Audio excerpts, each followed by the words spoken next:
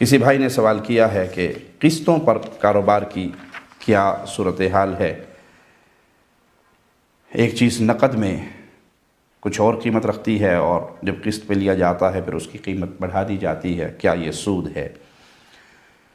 अगर तो किस्तों के कारोबार में इख्तलाफी मसला है, लेकिन राजी कौल यही है कि ये जायज़ है, एक शर्त के साथ कि आप एक महीने किस्त नहीं अदा कर सके, अगले महीने जब आप 2 महीने की किस्तें अदा करेंगे आप पर जुर्माना लगेगा।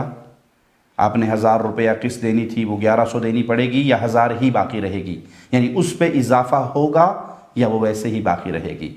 जमहूर उलमा के कौल के मुताबिक अगर वो किस्त वैसी रहती है, उसमें इजाफा नहीं होता, पेनल्टी नहीं लगती, जुर्माना नहीं लगता, ज़्यादा नहीं देने पड़ते, तो फिर ये जायज़ है। और अगर उसमें जुर्माना लगता है, पैसे इजाफी देने पड़ते हैं, तो फिर ये सूद है।